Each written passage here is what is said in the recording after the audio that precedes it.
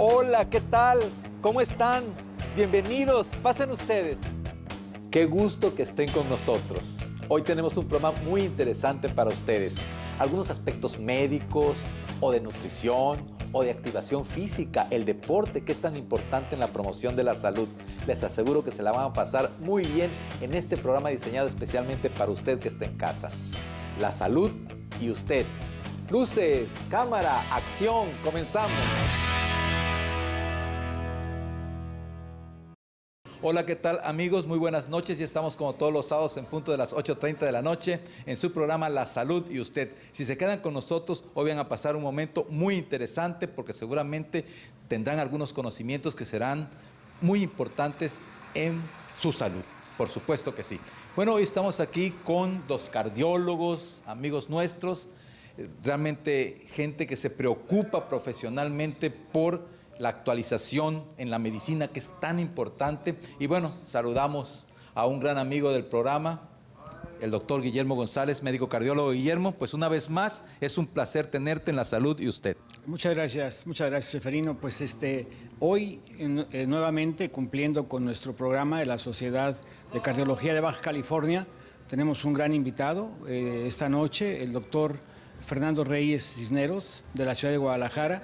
Es un cardiólogo intervencionista muy prestigiado que trabaja en esa ciudad, en el Hospital Puerta de Hierro, y es un lugar, es un ícono ahí en esa zona del Bajío, del occidente, y él viene con todo el entusiasmo de acompañarnos a hablarnos sobre los paradigmas que hay en la cardiopatía isquémica como una de las causas principales a prevenir por los médicos y causa número 1 en nuestro país y en el mundo de mortalidad. Pues qué interesante, hoy tendremos mucha juventud aquí en nuestra ciudad, con el Colegio de Cardiólogos. En un tema también está el doctor Víctor Trejo, cirujano cardiólogo intervencionista. Víctor, buenas noches. Hola, ¿qué tal? Buenas noches, muchas gracias. Doctor Fernando, adelante por favor. Pase usted, bienvenido a La Salud y Usted. Fernando Cisneros Reyes. Sí, buenas noches, mucho gusto, encantado de participar con ustedes en esta tan importante fecha para dar un impulso a la competencia de este látigo que es la cardiopatía isquémica. La cardiopatía isquémica que tantas vidas cobra y que realmente a veces siempre hablamos del cáncer como una causa de mortalidad muy frecuente, pero los eventos cardiovasculares, los accidentes cardíacos, vasculares son muy significativos en la incidencia de enfermedad y de muerte. Eso es. Sí, es la primera causa.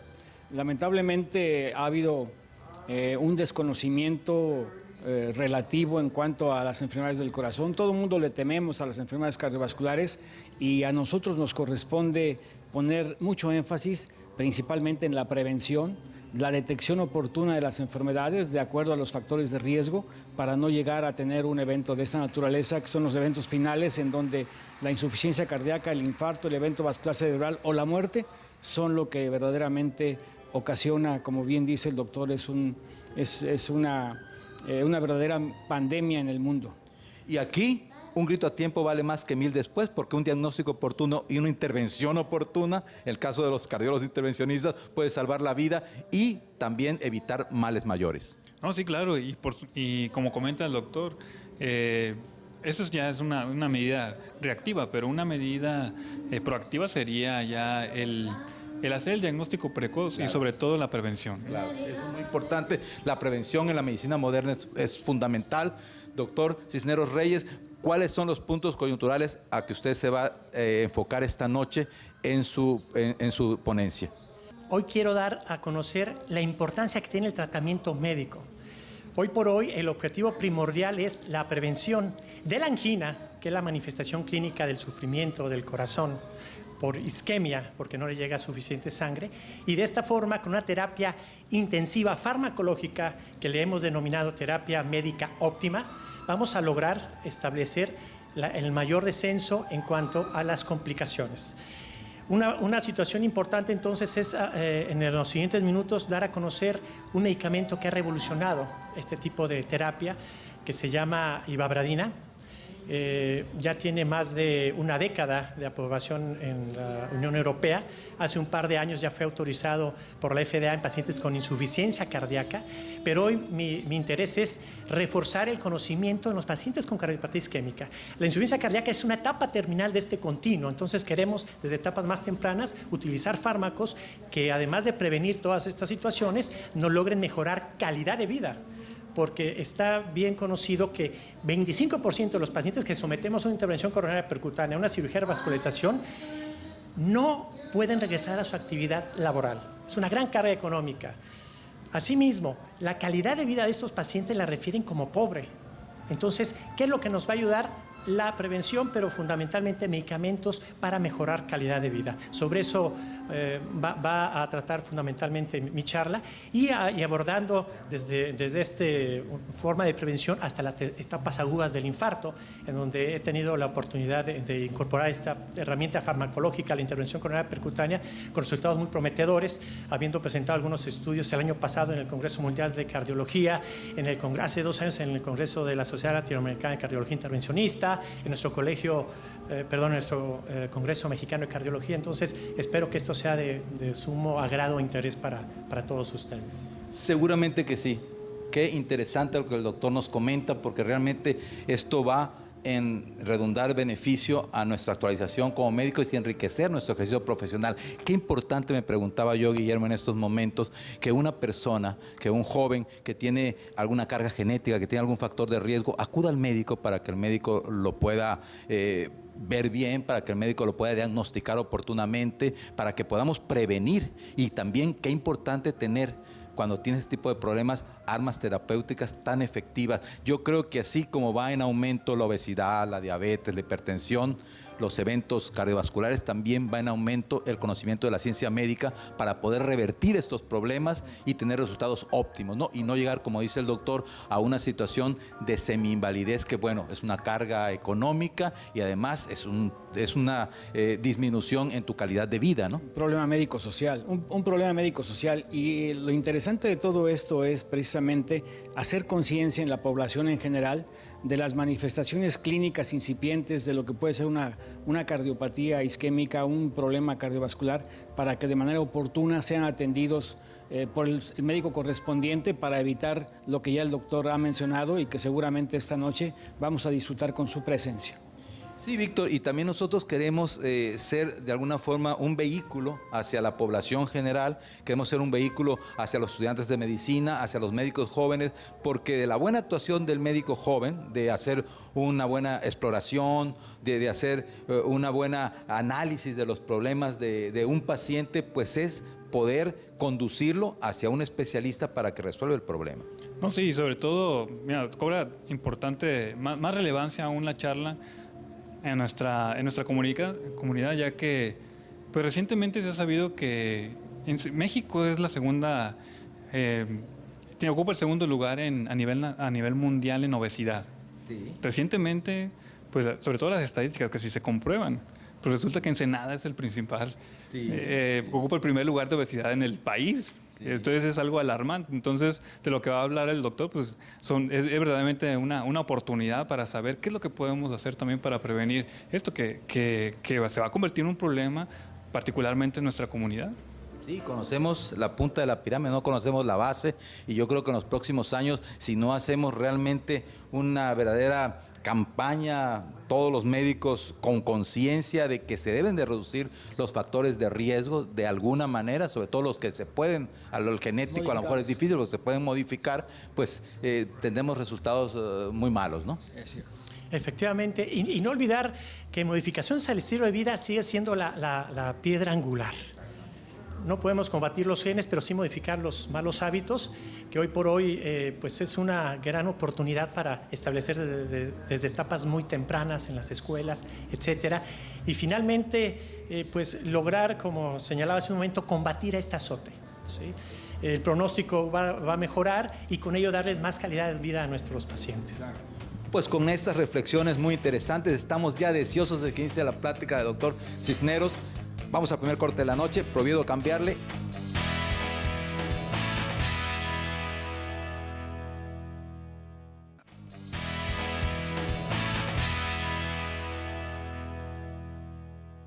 Seguramente que vamos a disfrutar mucho su ponencia, que es los paradigmas en la cardiopatía isquémica.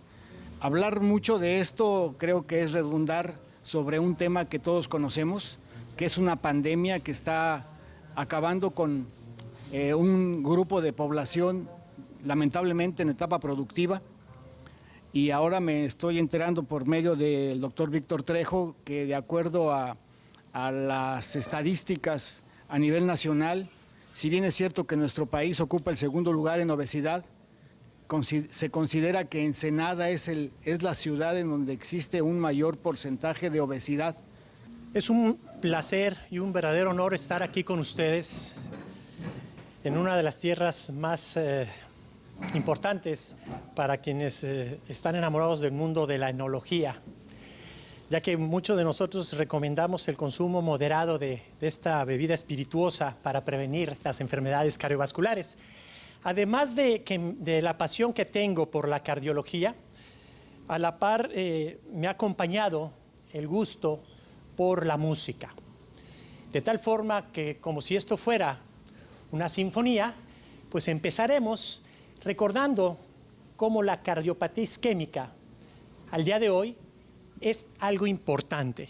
Hoy por hoy, desde hace más de 10 años, se ha establecido cómo el tratamiento farmacológico, aunado a los cambios en estilo de vida, son la piedra angular del tratamiento con el objetivo primordial de evitar angina por su deterioro en la calidad de vida. De tal forma que si nosotros logramos disminuir la recurrencia de estos episodios de angina, le estamos dando a nuestros pacientes mejor esperanza de esta calidad de vida. Queda muy claro que además de disminuir los ataques de angina, debemos de atacar la isquemia, el signo de la cardiopatía isquémica estable, o como nos la enseñaron en la escuela, que era la angina crónica. El paciente que tiene angina, dato clínico, y aparte isquemia demostrada por el método que quieran, prueba de esfuerzo, medicina nuclear, ecocardiograma con dobutamina, resonancia magnética, etcétera, tiene 3 veces más posibilidades de tener eventos cardiovasculares, incluyendo la muerte, que aquel que carece de esta enfermedad. No me dejarán mentir que en el año 1974, el doctor Gold y Lipscomb, por primera vez, describieron que la estenosis de las arterias epicárdicas mayores a un 70% se iban a acompañar de alteraciones en algo que física o matemáticamente es muy sencillo. Si mi paciente tiene disminución del flujo sanguíneo por esta estenosis, pues va a tener sufrimiento, va a tener isquemia. Pero asimismo, si está incrementada los requerimientos de este consumo de oxígeno, pues también va a sufrir por esta alteración en el balance. A mayor incremento del consumo, sufre el corazón, a menor aporte, igual. En la parte inferior, ustedes observan también que, muy importantemente, 4 de cada 10 pacientes, sobre todo mujeres, que son llevadas a una sala de cateterismo, no se observan estenosis epicárdicas, con cuadro clínico de angina e incluso demostración objetiva de isquemia. La mejoría en la esperanza o cantidad de vida tiene que ver con la prevención secundaria intensiva. Este tratamiento médico óptimo, como ustedes lo saben, está enfocado a inhibir la sobreagregación plaquetaria, a disminuir la sobreexpresión del sistema renina-angiotensina-aldosterona, así como del sistema adrenérgico. Todos estos factores que son deleterios junto con la expresión del mineralocorticoides para la fibra miocárdica. Entonces, esta es la terapia que el paciente con cardiopatía isquémica debe recibir de por vida. Ese es el tratamiento óptimo. Esta es entonces la medicina basada en la evidencia y el por qué tanto la guía europea como la norteamericana señalan que estos medicamentos son para mejorar calidad de vida, no esperanza de vida. Hay muchas críticas a estos análisis porque los betabloqueadores se emplearon antes de la intervención coronaria percutánea. Muchos de estos fármacos también no han estado en los últimos quinquenios. Y por lo tanto, pues desde la aparición de cardiodesfibriladores, etcétera, eso ha permitido que los pacientes vivan más tiempo y mejor. Esta opción, ivabradina, hoy por hoy es una de las herramientas con las que podemos ayudar a nuestros pacientes. Solamente hacer el comentario, como ustedes pueden observar, que después de investigar más de 16,000 moléculas, lograron encontrarla y que funcionara y que ayudara a la población. En el año 2005, la Agencia Europea de Medicamentos de Europa la autorizó como terapia antiisquémica. que el corazón, por lo tanto, va a recibir más energía. Estos canales IF va a permitir que la pendiente de despolarización de este potencial acción del cardiomiocito se prolongue. Pero algo muy importante, a diferencia de otros fármacos cronotrópicos negativos, no tiene interacciones en la conducción auriculoventricular, inter o intraventricular, ni en el intervalo QT. Desde el inicio se consideró como un reductor puro de la frecuencia cardíaca. El efecto lucitrópico no aparece con ivabradina, cosa que sí con el beta bloqueador, de tal forma que la derivada del tiempo sobre presión o la DPDT sí es afectada, es disminuida por el beta bloqueador y por lo tanto no hay tanta mejoría en la perfusión miocárdica por ese fenómeno de relajación isovolumétrica, cosa que no se afecta con ivabradina.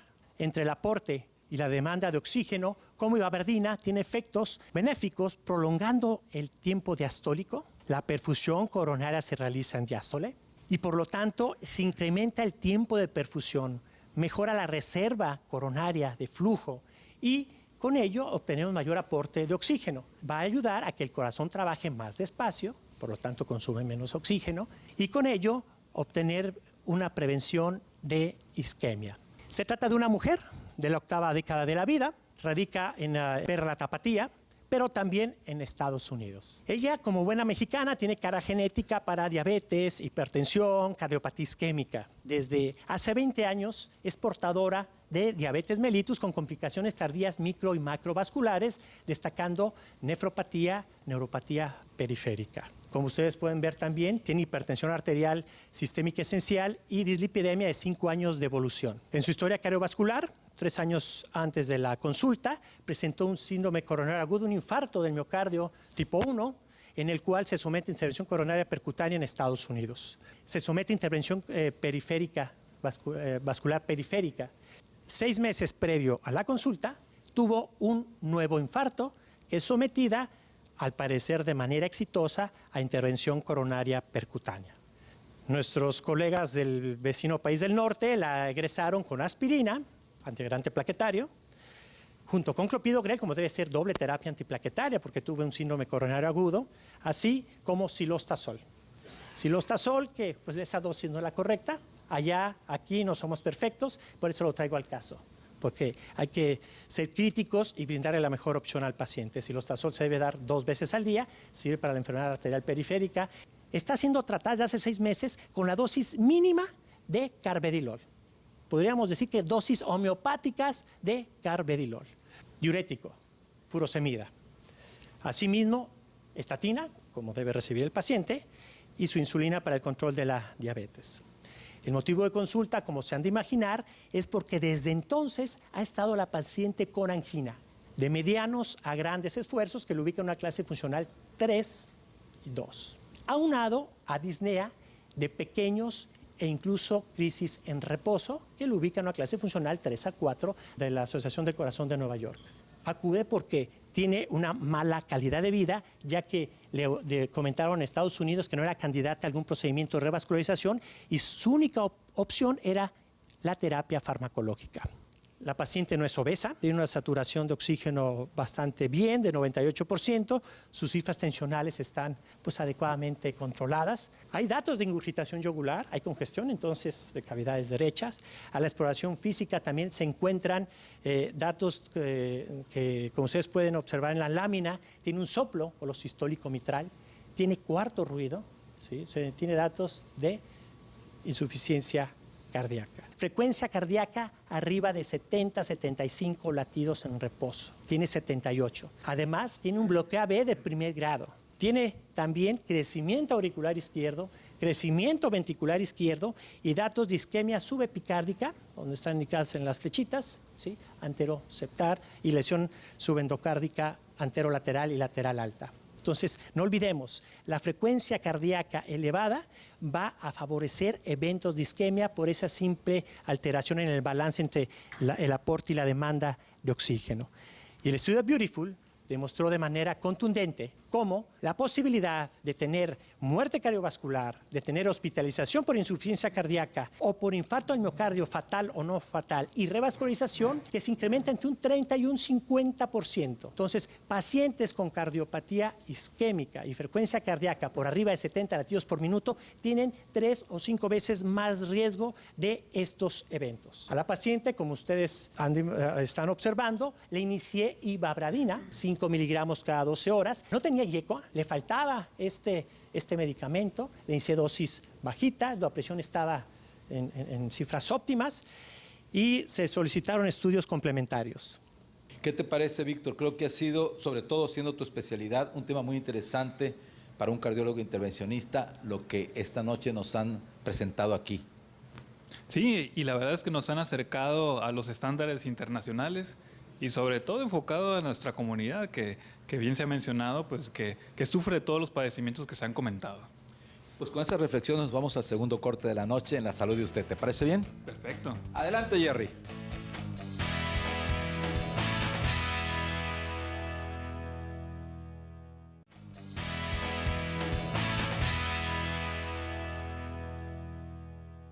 Como les comentaba, 36% de reducción en lo que son las cifras de infarto fatal y no fatal en pacientes tratados con ibabradina y frecuencia cardíaca mayor a 70 latidos por minuto. Y 30% en lo que es revascularización miocárdica. Pero algo muy interesante, que en los pacientes que tenían angina, ¿sí? Ese 36%, 30 para ser exactos de infarto, se va a 42%. Y los que tienen angina y frecuencia cardíaca arriba de 70 latidos por minuto, prácticamente se duplica la reducción del riesgo a 73%. De tal forma que pacientes con angina, como es nuestro caso de la paciente, e insuficiencia cardíaca y frecuencia cardíaca arriba de 70 latidos por minuto, esperamos un beneficio en su sobrevida. A los 14 días, normalmente a estos pacientes hay que citarlos a la semana, 2 semanas, para titular dosis, ver cómo se han tenido efectos secundarios o no. Como ustedes pueden observar, la paciente está en clase 3, ya está en clase 2. En cuanto a la disnea, sigue en clase funcional 3. No toleró el IECA por tos, también esto es muy común en nuestro medio. El resto de apego al 100%. Ya la frecuencia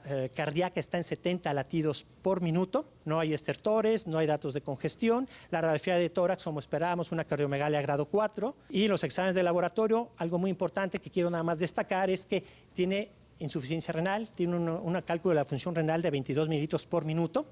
Asimismo, tiene el BNP en el rango de más de 3.100 picogramos por mililitro. Como pueden observar en el electrocardiograma, la paciente ya en el momento del electro en reposo, 66 latidos por minuto. Entonces ya disminuimos la frecuencia cardíaca por debajo de 70. Se le solicitó un ecocardiograma, confirma disfunción ventricular con fracción de expulsión reducida, 30%, así como incremento en los diámetros ventriculares izquierdo, 47 de sistólico y 64 del diastólico. Y así pueden observar los demás parámetros que nos hablan que tiene hipertensión pulmonar moderada, que también tiene una dilatación leve de las cavidades derechas y un leve derrame pericárdico. Entonces, la conclusión diagnóstica de esta paciente es que tiene cardiopatía isquémica estable, angina crónica, que en fase dilatada con daño miocárdico. La fracción de expulsión es del 30%, tiene angina de pecho en clase funcional 2 con cambios electrocardiográficos de isquemia subepicárica inferior y anteroseptal. Asimismo, insuficiencia cardíaca con fracción de expulsión reducida, estadio C en clase funcional 3, el BNP está en 3000, con hipertensión arterial pulmonar moderada, la presión sistólica de la arteria pulmonar de 52 milímetros de mercurio, con disfunción renal estadio 4, el cálculo de la función es de 22 mililitros, ¿sí? Y síndrome cardiorrenal tipo 4. Aumento la dosis de ibabradina de 5 a 7.5 miligramos, incremento furosemida y le doy valsartán porque no toleró el IECA. Y descontinúo isosorbide. Un mes después, la paciente mejoró en cuanto a la angina, ya no tiene angina. También, como ustedes pueden observar, la frecuencia cardíaca está por debajo de 60 latidos por minuto, ya está en 55 latidos. Y los exámenes de laboratorio en estos pacientes tan lábiles, pues hay que checar la función renal, permanece en el mismo estadio. El BNP de 3.101 baja a 2.500. Entonces, clínica, bioquímicamente, hay parámetros de mejoría. El electrocardiograma. No hay alteraciones importantes en cuanto a incrementos en el bloqueo AB, persiste con bloqueo AB de primer grado exclusivamente. y los demás datos sin cambios respecto al previo. Se aumenta la dosis de valsartán 80 miligramos al día, así como de furosemida. Haciendo subanálisis de todas estas poblaciones de alto riesgo, como lo son diabéticos, con intervención coronaria percutánea previa, nefrópatas, pacientes operados de corazón, el adulto mayor de 65 años, también se observa cómo la adición de ibabradina va a mejorar la actividad física de los pacientes, reduciendo, por lo tanto, la carga isquémica en los métodos de evaluación hasta en un 50-70%. Al año, la paciente ya está en clase funcional 1, de la Asociación del Corazón de Nueva York y de la Canadiense de Cardiología.